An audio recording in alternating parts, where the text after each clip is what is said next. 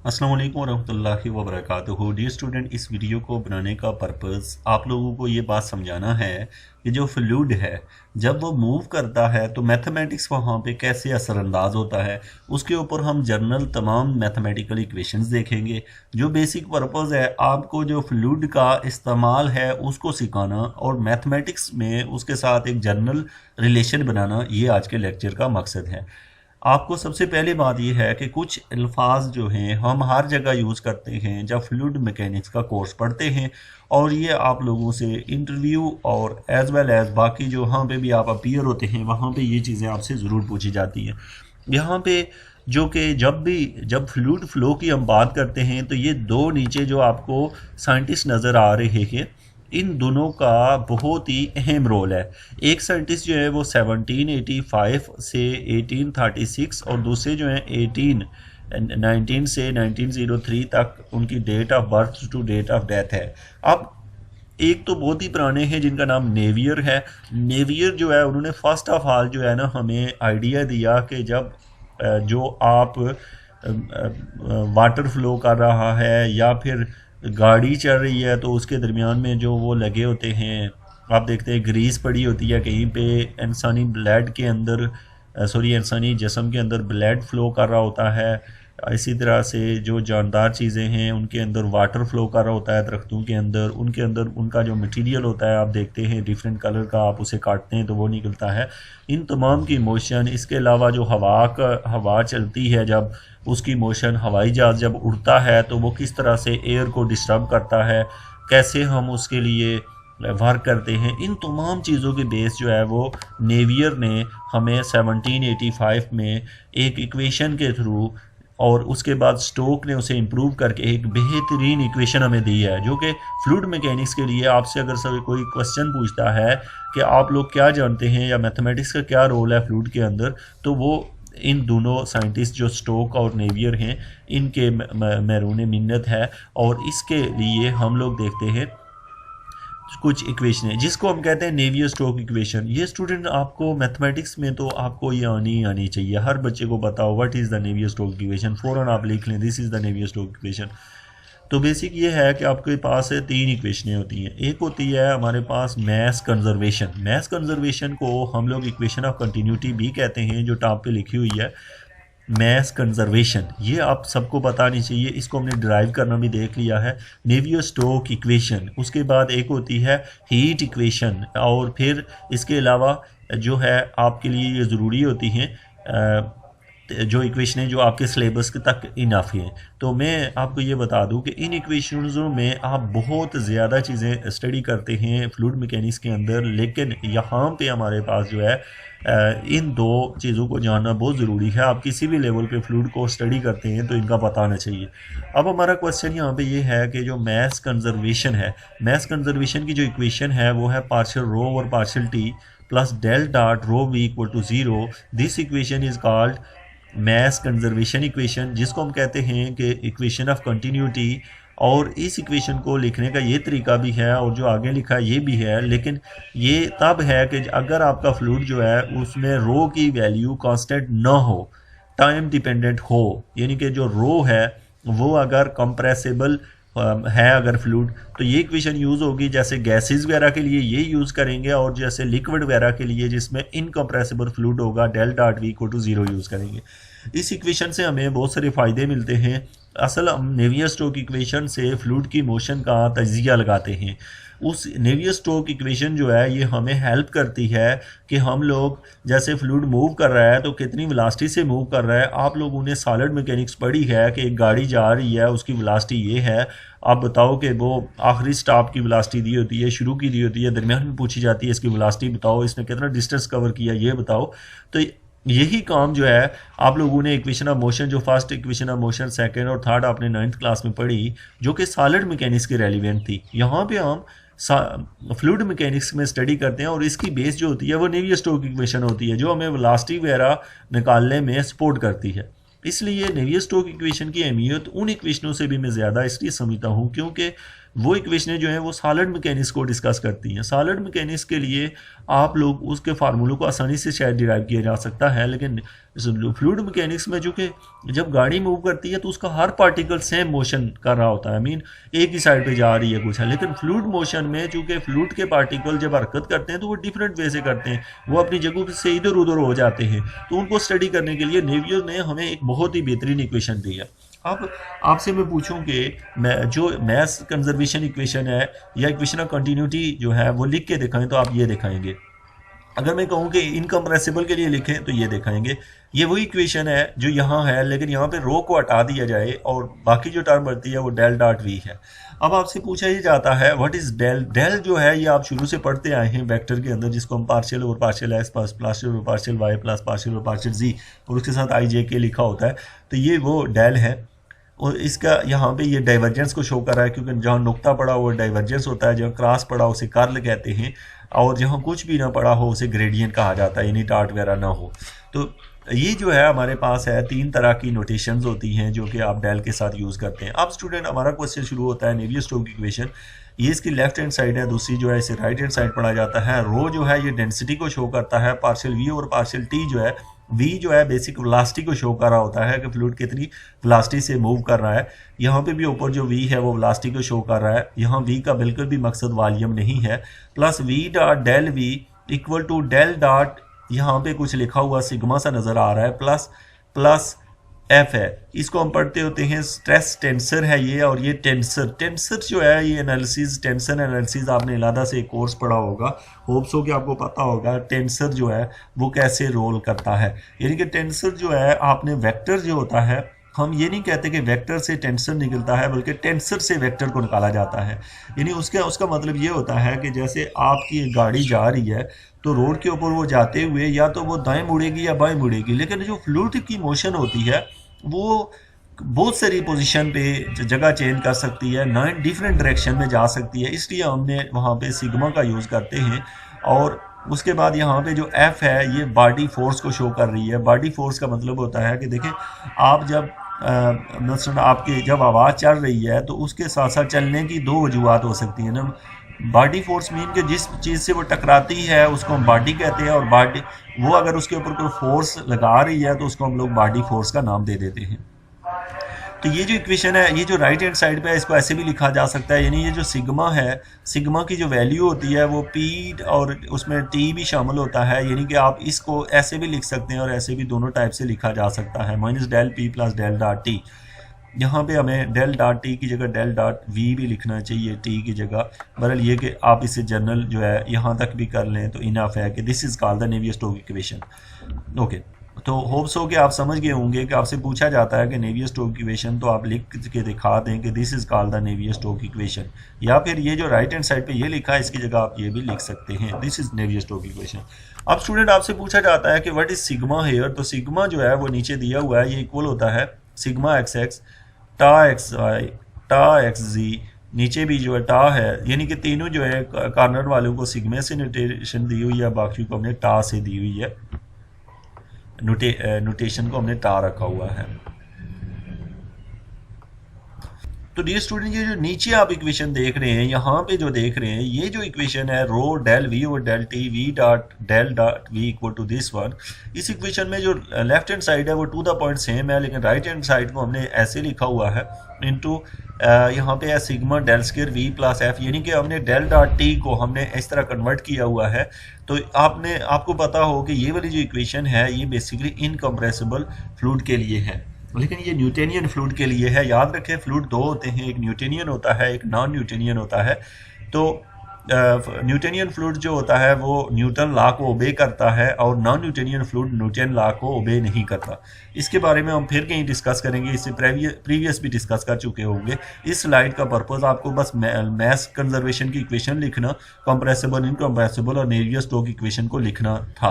अब हम आगे चलते हैं, अगली जो स्लाइड होगी उसका क्या पर्पज़ है हम ये देखते हैं। यहाँ पे आप देख रहे हैं कि ये आप देख रहे हैं कि नॉन न्यूटोनियन लिक्विड को दिखाया गया है। मैं इसको एक्सप्लेन नहीं करूँगा ना, आपने इसे कुछ है, बस ये कि इसकी शेप थोड़ी सी चेंज करके फ़्लो के ऊपर इफ़ेक्ट पड़ेगा, हम उस पर नहीं जा रहे और आपने प्रिपेयर भी नहीं करना। ओके, इसे मैं थोड़ा सा रेज़ कर लूँ, जो एक्स्ट्रा पॉइंट ऊपर आ गए हैं। अब यहाँ पे वही शेप जो पीछे आपने देखी हैं उन्हीं को दिखाया गया है, लेकिन कहीं पे फ्लूइड किसी तरीके से मूव कर रहा है और कहीं में उसमें रोटेशन आ रही है। तो यहाँ पे जो हमारे पास है कि हम निकालना क्या चाह रहे हैं इस स्लाइड में से, बेसिक में आपको इस स्लाइड में से कुछ भी नहीं बताऊंगा क्योंकि आपके रेलिवेंट में फ़िलहाल इसको नहीं कहता कि आपके रेलिवेंट है ये। उसके बाद है यहाँ पे बर्नौली रिलेशन दी हुई है, ये भी हमें बर्नौली ने बताई है। तो ये जो बर्नौली रिलेशन होती है ये आपको सपोर्ट करती है। जैसे देखें आपका फ्लूइड बड़ी लाइन में जा रहा है, वहाँ से छोटे छोटे आगे से पाइप लगा दिए जाए तो वो आगे से मूव करें, तो इसको बर्नौली में हम लेके जाते हैं। लेकिन ये कि मैं इसको भी डिस्कस नहीं कर रहा, मैं अपने मकसद की तरफ बढ़ रहा हूँ। अब हम आते हैं यहाँ पे, आपने ये लिखा है कि how to solve the Navier-Stokes equation, इसको हल कैसे किया जाता है। ये असल में जो पर्पज़ है हमारा वो यहाँ पे है कि बर्नौली इक्वेशन को कैसे सॉल्व किया जाता है। तो यहाँ पे नेवियर-स्टोक्स इक्वेशन को कैसे सॉल्व किया जाता है। तो ये जो है आपके पास है नेवियर-स्टोक्स इक्वेशन है फॉर इनकम्प्रेसिबल फ्लूइड के लिए दी हुई है, न्यूटनियन के लिए ये दी हुई है। अब यहाँ पे सबसे पहले ये जो है हम क्या करते हैं, एक होता है डोमिनेंट टर्म, कुछ एजम्पशंस और बाउंड्री कंडीशंस। ये तीन वर्ड जो हैं फ्लूइड की मोशन को स्टडी करने के लिए बुनियादी होते हैं। मैं इनको आपको समझा देता हूँ कि डोमिनेंट टर्म का मतलब क्या होता है। डोमिनेंट टर्म का मतलब ये होता है कि देखेंगे अगर फ्लूइड मूव कर रहा है तो अब ये होता है कि आप गौर करते हैं यार क्यों मूव कर रहा है, आपने समझना है इस बात को। फ्लूइड मूव करता है तो क्यों कर रहा है। अब देखिए फ्लूइड जब चलता है तो उसकी कुछ वजूहत होती है, या तो उसके ऊपर कोई बंदा कोई फोर्स लगा रहा है बाहर से, या उसके ऊपर वो जो प्रेशर लग रहा होता है, या उसके ऊपर कोई चीज़। तो आप थोड़ी देर के लिए सोचें तो हम कहते हैं डोमिनेंट क्या है, मीन कौन सी चीज़ उसके ऊपर ज़्यादा असरअंदाज हो रही है। रेनॉल्ड्स नंबर यानी कि परमानेंट फ्लो है। उसके बाद लेमिनार फ्लो, उसमें कुछ एजम्पशंस हैं, fluid solid slip no slip, और ये कुछ हैं बाउंड्री कंडीशन है। इनके ऊपर मैं थोड़ा सा एक्सप्लेन करता हूँ आपको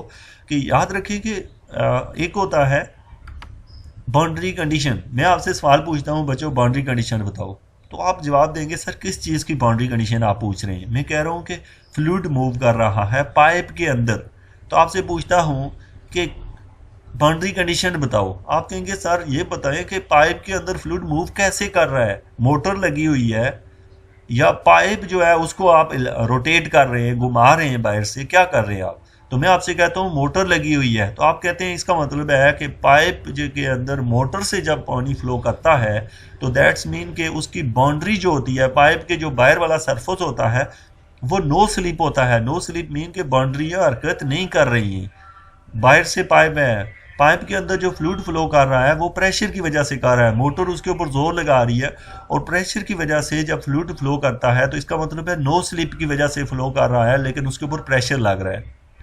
दूसरे नंबर पे बाउंड्रीज जो है वो सॉलिड हैं, उनके अंदर कोई चीज़ ना तो सक हो रही है ना इंजेक्ट हो रही है, नहीं यानी कि हम ना उसके अंदर कुछ डाल रहे हैं ना कुछ निकाल रहे हैं। मतलब मिसाल के तौर पे फ्लूइड जो है वो बाहर से भी कुछ इंजेक्ट कर दिया जाए, जैसे इंजेक्शन लगा के आप देखते हैं खून जो है वो ब्लड फ्लो कर रहा है, तो जब फ्लो कर रहा है तो बाहर से कोई बंदा उसको इंजेक्शन लगाता है जब या उसमें से खून बाहर निकालता है तो उस वक्त वो जो फ्लो हो रहा होता है उसमें डिस्टर्बेंस प्रोड्यूस होती है।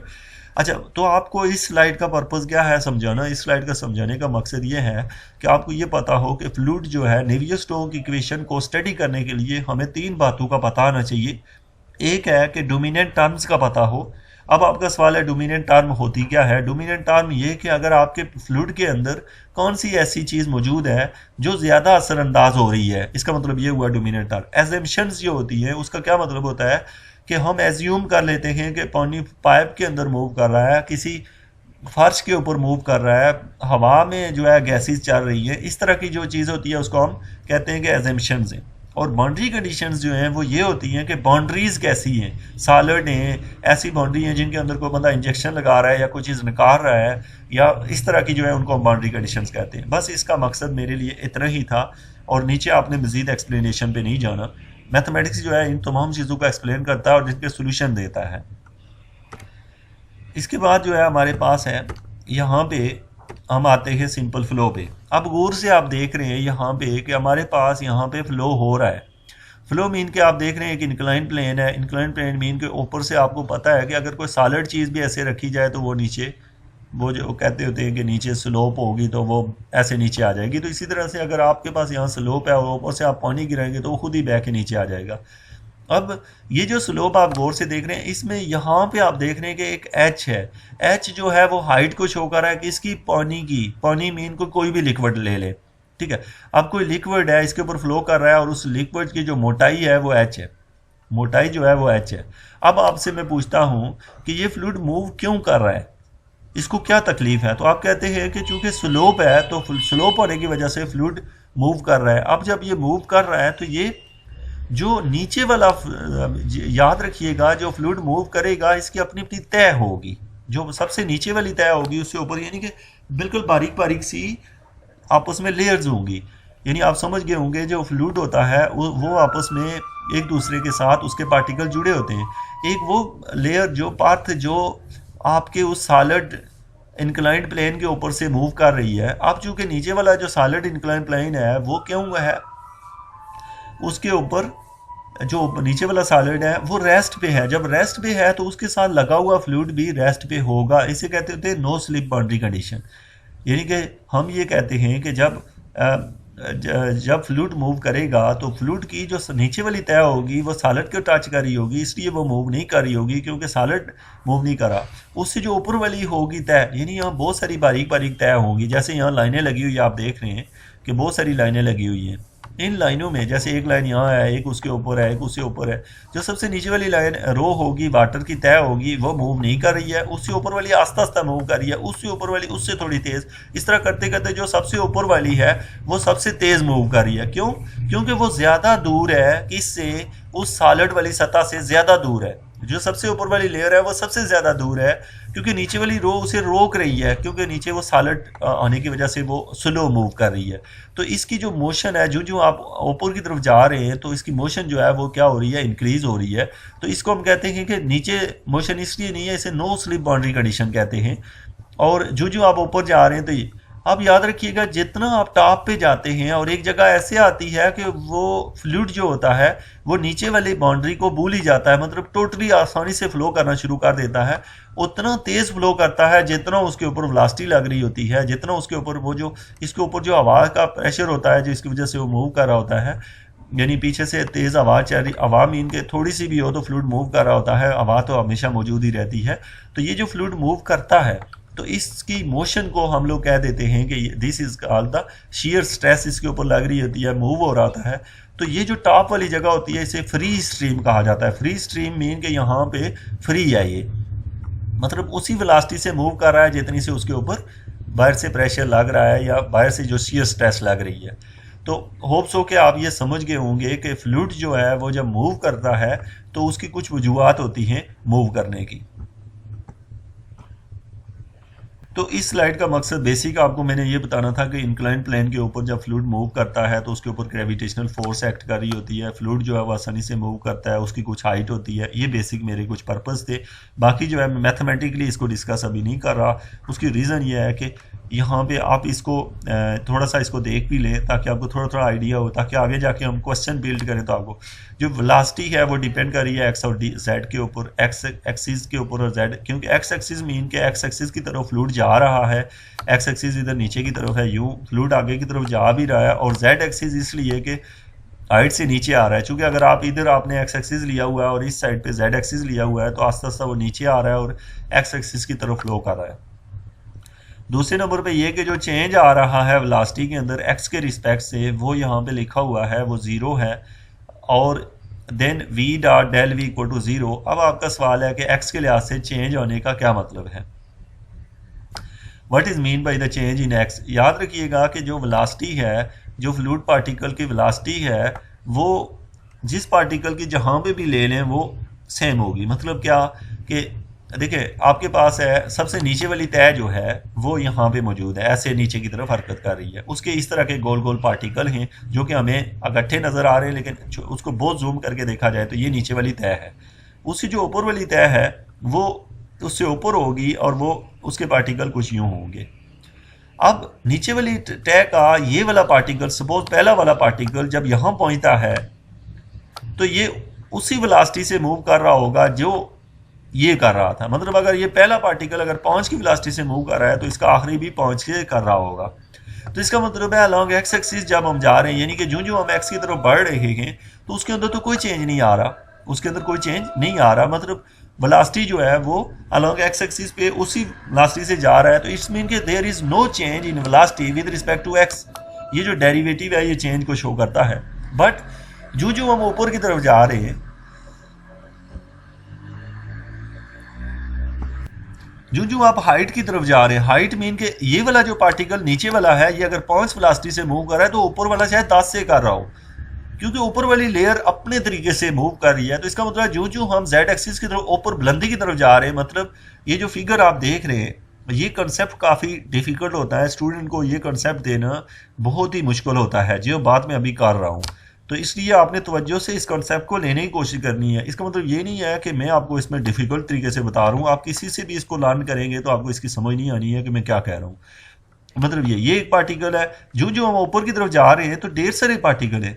ऊपर की तरफ जाते हुए टॉप की तरफ जा रहे हैं, हाइट की तरफ जा रहे हैं, तो पार्टिकल की वेलोसिटी बढ़ती जा रही है। उसकी रीज़न ये है कि मैंने बताया कि नीचे वाला पार्टिकल बिल्कुल जीरो वेलोसिटी से आस्ता आस्ता हरकत कर रहा होगा, उससे ऊपर वाला उससे तेज। लेकिन जो जो हम आगे की तरफ जा रहे हैं, एक्स एक्सिस की तरफ जा रहे हैं, तो पार्टिकल सेम वेलोसिटी से मूव कर रहे हैं। लेकिन टॉप की तरफ जा रहे हैं तो पार्टिकल स्पीड अप कर रहे हैं। इसका मतलब ये हुआ कि जो फ्लूइड की वेलोसिटी होगी वो डिपेंड कर रही है जेड एक्सिस के ऊपर, एक्स एक्सिस के ऊपर डिपेंड नहीं कर रही है। तो बेसिकली ये हमने एक रिलेशन बना लिया पार्शियल डेरिवेटिव के साथ जो है फ्लूइड की मोशन का। तो ये है हमारे पास टोटल जो आपने इस स्लाइड से समझना था।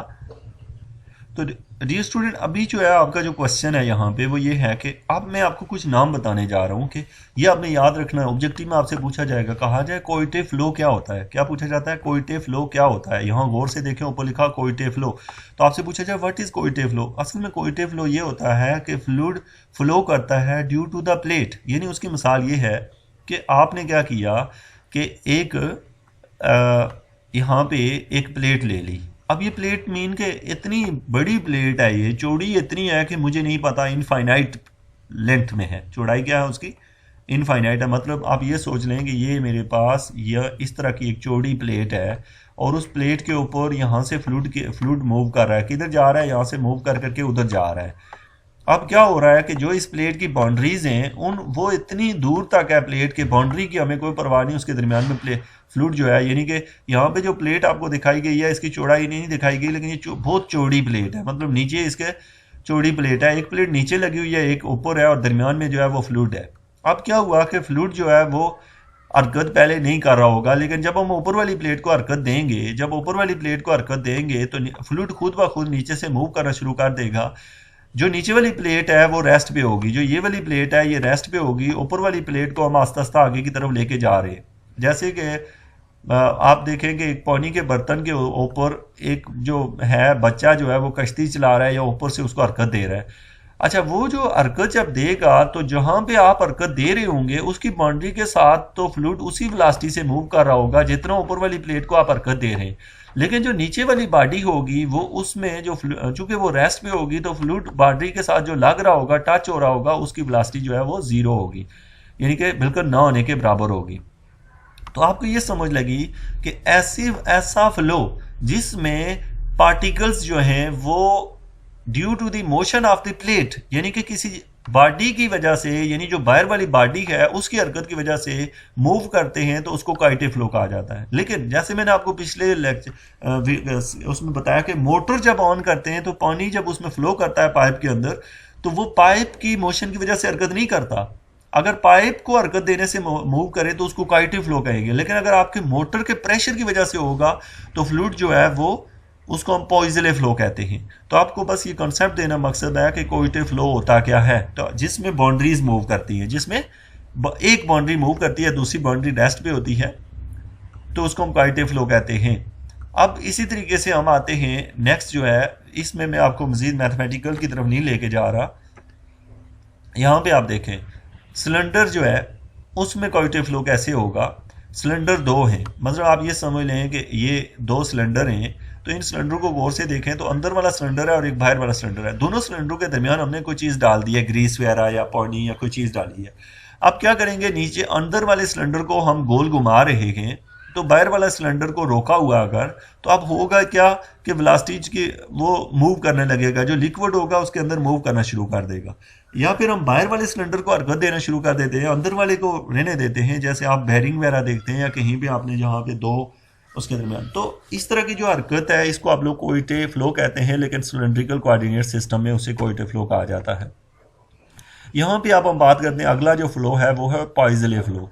पॉइजले फ्लो ये होता है कि जैसे पाइप के अंदर जब फ्लूइड मूव करता है तो उसकी उसकी जो बाउंड्रीज होती हैं उनके ऊपर फ्लूइड जो होता है वो बाउंड्री के साथ लग के उनकी वेलोसिटी तकरीबन 0 होती है जो बाउंड्रीज पे होती हैं। लेकिन जो अंदर वाली जगह जो जो टॉप सेंटर की तरफ जाते हैं वहाँ सबसे तेज़ फ्लूइड फ्लो कर रहा होता है। याद रखिएगा, पाइप के अंदर जब फ्लूइड फ्लो करता है ड्यू टू द प्रेशर, यानी कि पीछे से मोटर ऑन है, तो वो जो फ्लूइड का सबसे दरमियान वाली जो जगह होती है वहाँ वेलोसिटी सबसे तेज़ होती है। जो जो हम बाउंड्री की तरफ जाते हैं उसकी वेलोसिटी कम होती जाती है। उसकी रीज़न ये होती है कि जो पाइप की बाउंड्रीज होती हैं वो रेस्ट पे होती हैं, और वो रेस्ट पे आने की वजह से उनके अंदर जो बाउंड्री के ऊपर नो स्लिप की वजह से फ्लूइड मूव नहीं करता दोनों साइडों पे। जो जो हम सेंटर की तरफ जाते हैं प्रेशर बढ़ता, फ्लूइड की वेलोसिटी बढ़ती जाती है। प्रेशर की मैं बात नहीं करूंगा, फ्लूइड की वेलोसिटी बढ़ती जा रही है।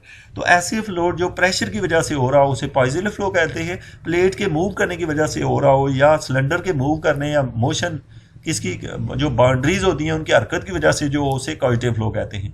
लेकिन सम टाइम ऐसे होता है कि हम लोग क्या करते हैं कि प्रेशर भी मौजूद रहता है और साथ में यानी कि मोटर का प्रेशर भी मौजूद है, साथ में पाइप भी हिल रहा है, उसके अंदर भी हम मोशन कर रहे हैं। तो जब दोनों चीज़ों मोशन आ जाए तो उसे कोइटे पॉइजले फ्लो कहा जाता है। तो बस मेरा मकसद जो है आज की स्लाइड का आपको यही बताना था कि आपको ये पता हो कि कोइटे फ्लो क्या होता है, पॉइजले फ्लो क्या होता है, और फ्लूइड की जो मोशन होती है वो वैसे नहीं होती, उसकी कोई रीज़न होती है। और हमारा ये कोर्स जो है वो फ्लूइड की मोशन को स्टडी करना ही है। Thank you very much student. और याद रखिएगा कि हम जो स्टोक प्रॉब्लम पढ़ेंगे, stoke first problem, second problem, इस टॉपिक के ऊपर वो डिपेंड करेगा, इसलिए आपको इसकी सही से समझ हो। Thank you very much.